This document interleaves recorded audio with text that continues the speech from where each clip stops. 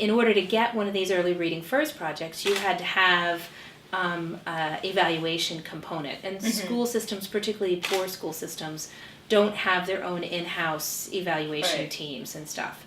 So Patsy approached me and said, could we do this together?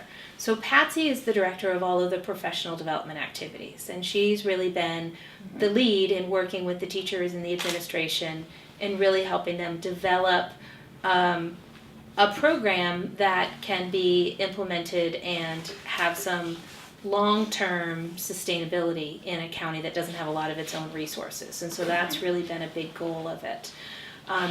And for me, some of the really exciting components of the professional development, personally, I've found it so compelling to watch the teaching assistants.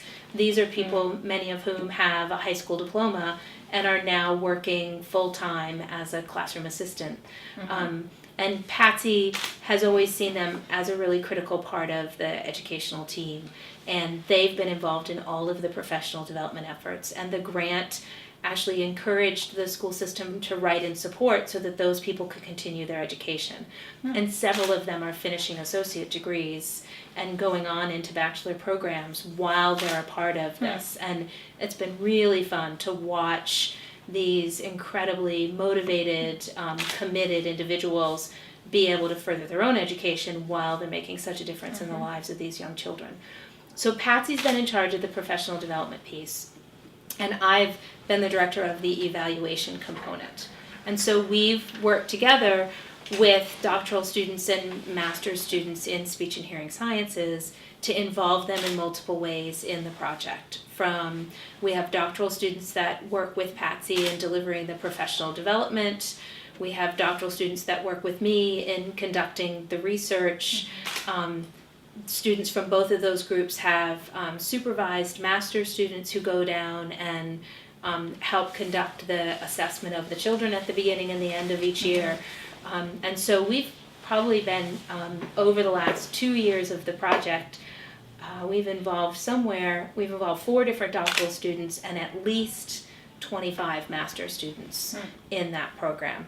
And so it's really been kind of broad reaching and a great opportunity for the students, both at the master's and the PhD level, to really get a lot of opportunities to assess young children who are often pretty difficult to assess, and to think through at the doctoral level what that means in terms of their own research in the future. So our first 4 months was really, really exciting. So we didn't get to do our pre-testing in year 1 until December and January. And then we're having to do our post-testing at the end of April and early May. So it was pretty quick. And we got really exciting results. The children that were in the groups with the teachers who were getting the extensive professional development made more progress in 4 months than a typical child would be expected to make in a full school year. And so really exciting. And for me, looking in at the evaluation and looking at the data, part of what's so exciting is that the children are learning the skills that we know other programs are teaching directly very effectively, but more importantly are also developing their language competency and are developing both their receptive and their expressive language skills. And that's the piece that carries over into as they go into school. We have a long history in our early childhood literacy programs of showing that we can help children develop the skills that are required for kindergarten. And then programs like Head Start and other efforts that have been designed to help at-risk 4-year-olds look like the results are sort of wash out by 2nd grade. But in fact, one of the issues is that they're focusing on teaching the skills without building that language underneath it, building that basis of receptive and expressive language.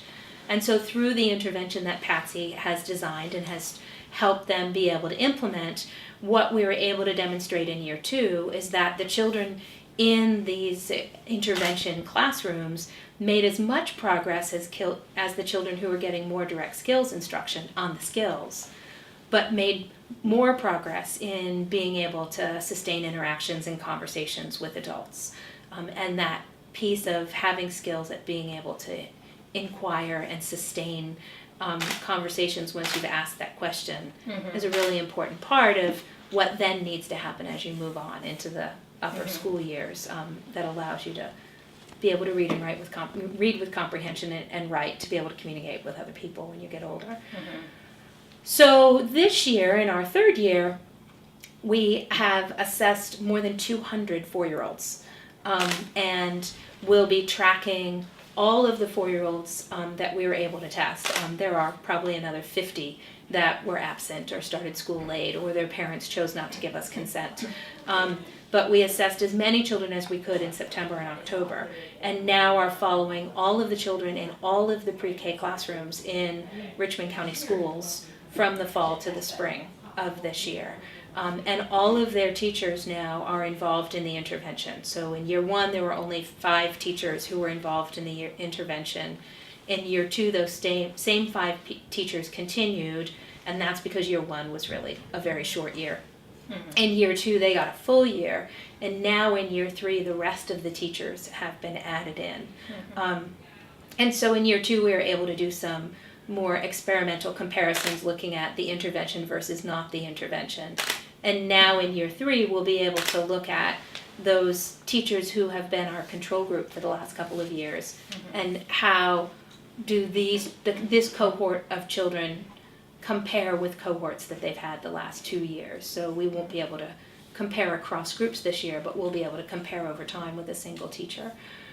So what this has done, for me, it's kind of this great example of what the university is calling engaged scholarship. And this idea that we have this really rich, rigorous set of data that can inform the field of early childhood and help us understand more about how do we help children acquire the skills that they need for early literacy acquisition without taking away from the opportunities to be building the language that they need to be able to apply those skills as they move on. So how do we do that? And that's sort of a very academic, contributes to the field, but at the same time have had a huge impact on now 3 cohorts of children who are going to be growing up and moving through the system, and hopefully we'll be able to continue tracking them and demonstrate that there are differences at 3rd grade and 6th grade and 9th grade and high school graduation, and that this early childhood emphasis in early reading first has really had a long-term impact on them.